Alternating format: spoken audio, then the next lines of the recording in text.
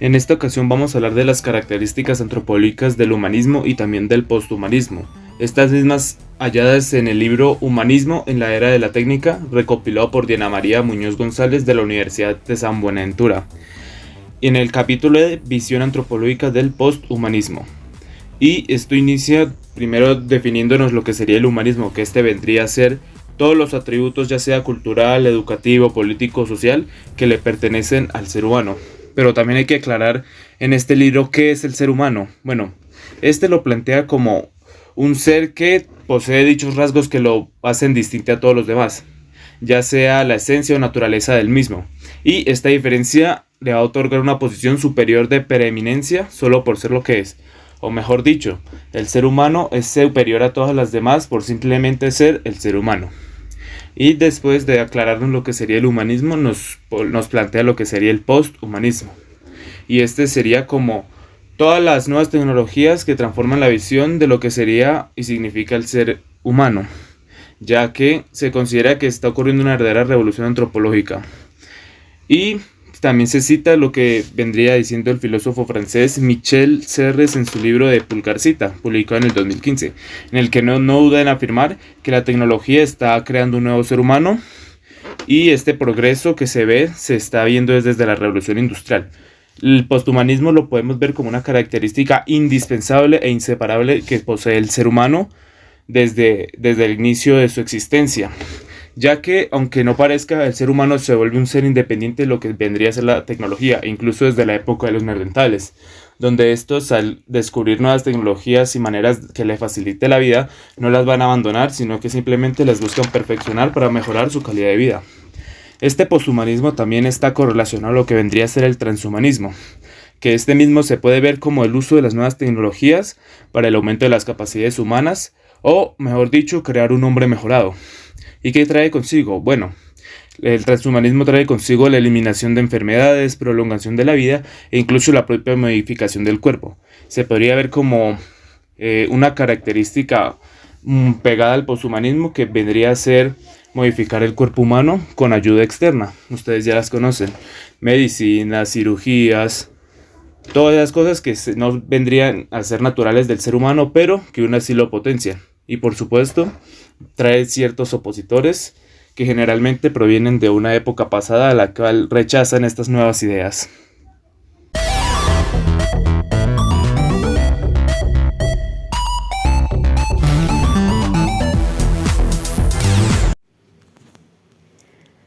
Ahora haremos inicio al análisis de la sentencia T-425 del 95.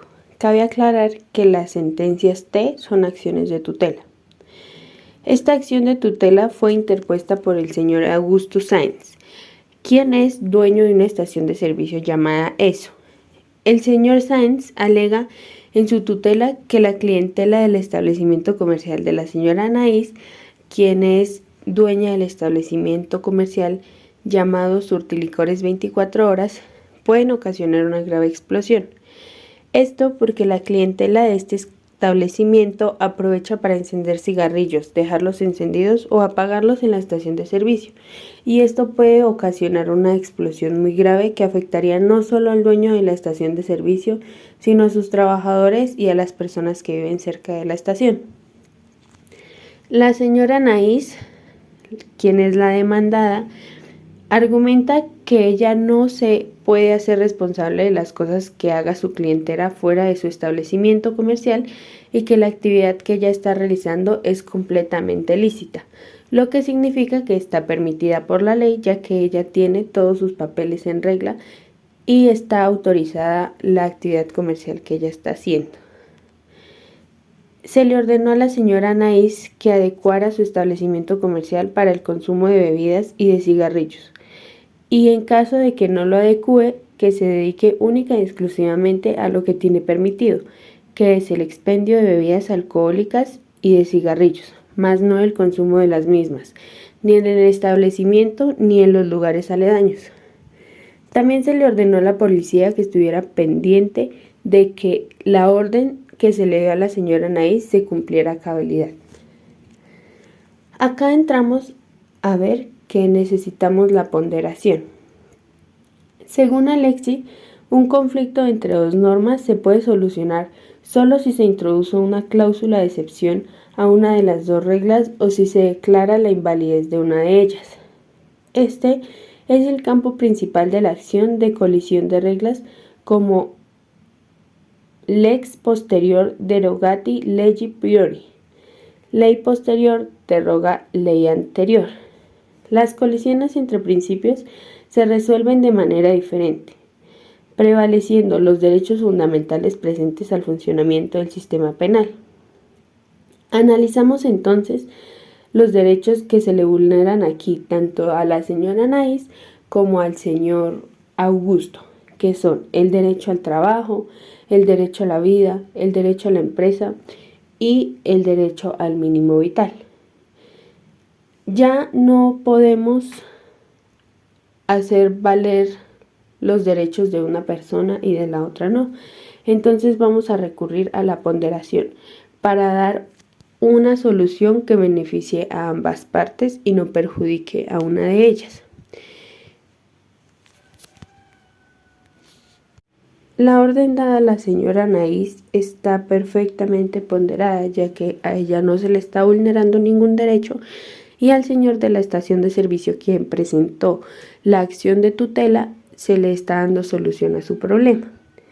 ¿Cómo podríamos vulnerar los derechos de la señora Anaís? Pues ordenándole cierre de su establecimiento comercial. Esto porque ella argumenta que ella vive y su familia se sustenta del fruto de este negocio. Y podríamos vulnerar al señor dueño de la estación de servicio, que sería haciendo como si nada pasara, o sea, no haciendo nada al respecto y seguir permitiendo que los derechos se sigan vulnerando. Es por esto, reitero, que debemos acudir a la ponderación.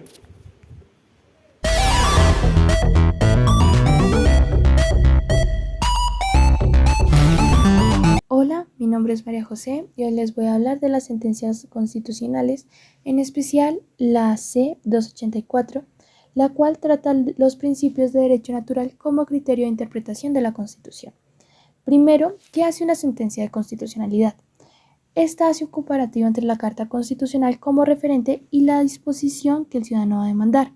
Esto es una acción pública de constitucionalidad, está en el artículo 241, numeral 4 de la Constitución Política. En esta sentencia se demanda la expresión contenida en el artículo 4 de la Ley 153 de 1887, que dice, en especial la parte donde dice los principios de derecho natural y donde también se desconoce el artículo 230 de la Constitución Política superior al utilizar el empleo de criterio auxiliar de la actividad judicial que no se encuentra allí previsto y los artículos 1, 13 y 83 de la Constitución Política.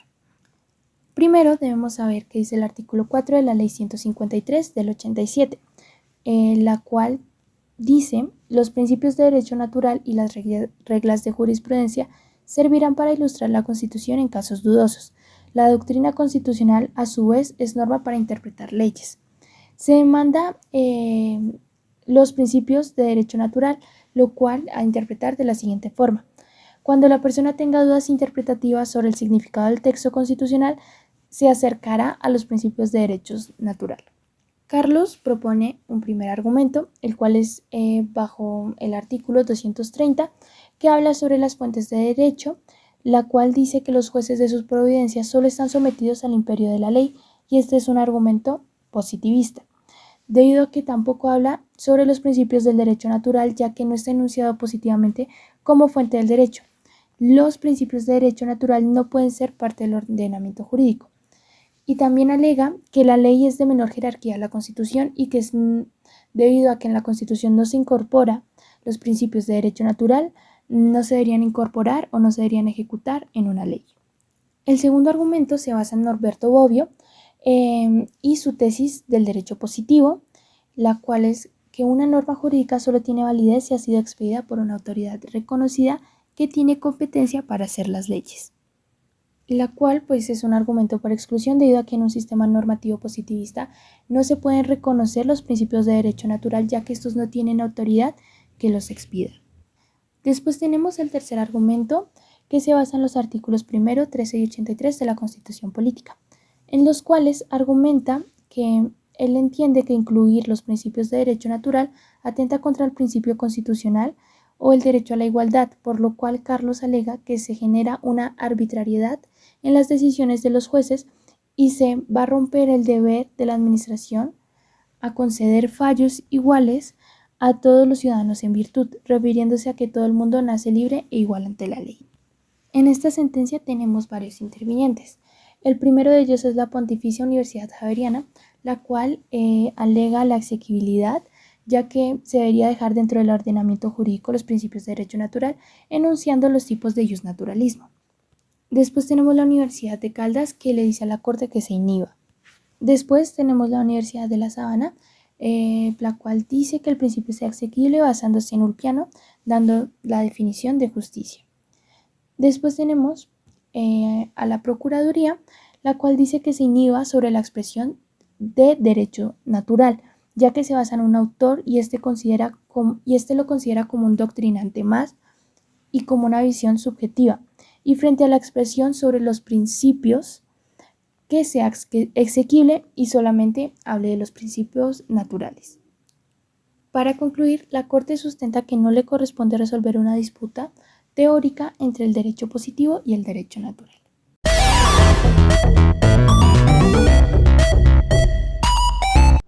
Bueno, en esta ocasión hablaremos sobre las conferencias de Bernal Pulido y principios generales del derecho.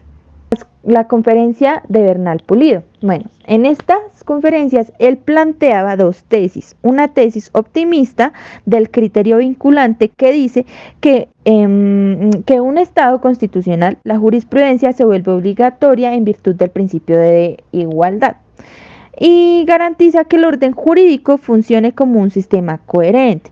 Sin embargo, Bernal Pulido dice que el juez tiene autonomía. ¿Qué significa esto? Que en virtud de las particularidades de cada caso, el juez puede tomar dos decisiones interpretativas y separarse de la línea o del criterio jurisprudencial establecido previamente.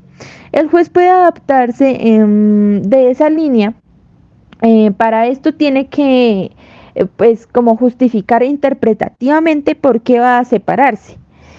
Ninguna hipótesis el juez puede seguir la línea jurisprudencial que tiene enmarcado los jueces. En este caso, los precedentes se mantienen de manera equitativa. Y como segunda tesis está la escéptica. Es la posibilidad de que el juez, en su tarea de aplicar el derecho, termine siendo un creador de normas jurídicas, por lo cual el juez hará la tarea que hace el legislador frente a cada caso en concreto. Lo que se busca es que los precedentes sean uniformes y reiterados. Puede haber precedentes que se cambian. El ordenamiento jurídico desde el derecho positivo está determinado claramente y regulado por la ley. Cuando uno está autorizado para aplicar el criterio de equidad, cuando no hay espacio no reglamentado por la ley, el cual fijó la Corte para proceder y hacer uso de la equidad. Solo mediante un vacío en blanco dejando por el legislador se puede aplicar todo lo dicho anteriormente. Entonces, ¿qué busca la equidad? La equidad busca garantizar un criterio de justicia y de corrección frente a lo que vendría siendo la ley. Tenemos una tercera fuente que vendría siendo la doctrina. La doctrina tiene tres funciones. La primera función vendría siendo descriptiva del derecho, la segunda analítica o conceptual de las instituciones del derecho, tercera dimensión positiva del derecho. Los que hacen la doctrina son los jueces y los estudiosos del derecho. Todo lo que se llama obiter dicta se puede como entender como doctrina, es decir, eso si es en un criterio interpretativo auxiliar del derecho.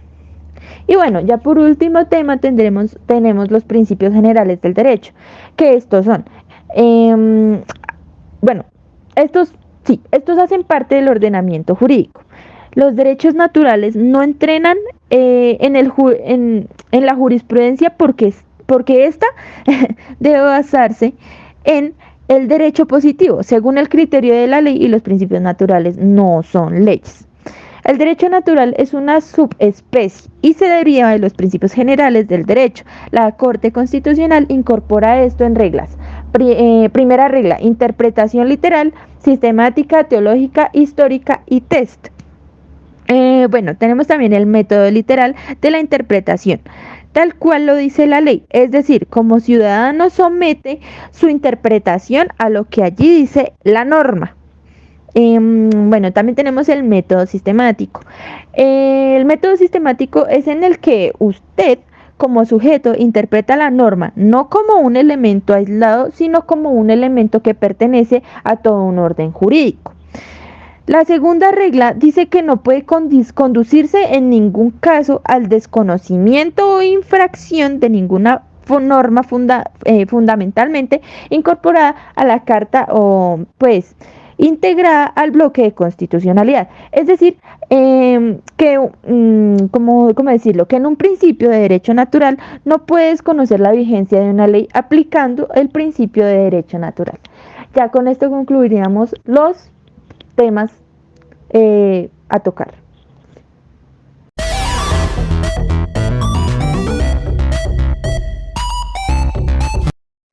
Justicia, componente reflexivo, condición del ser humano. Hoy hablaremos de justicia, pero para sentar un concepto, tengamos en cuenta que para que tal exista se necesita que un sujeto tenga una preconcepción y quiera definir la justicia. Además, la concepción es una interpretación de tal término en un espacio y lugar en particular, en cuanto a cómo aplica y hace visible que tal sociedad o grupo de personas sea justa. La justicia solo es aplicable en los humanos, ya que éste contiene un componente racional, reflexivo y lingüístico. No siempre se ha hablado de justicia, aunque la escuela naturalista marca una justicia inherente al ser humano, teniendo en cuenta el debate constante entre las posibilidades de lograr el ideal de lo justo y las dificultades que la justicia en sí trae. Kant postula que lo justo es que el imperativo moral, es decir, la ley universal, deba inspirar la acción práctica individual, pero la justicia no se agota solo en lo ético y moral, sino que también en el ámbito teológico, donde un ser humano deberá ser sometido al juicio de un Dios, el cual es considerado la justicia plena, donde hay un juez, un pecador, una ley divina y una reparación.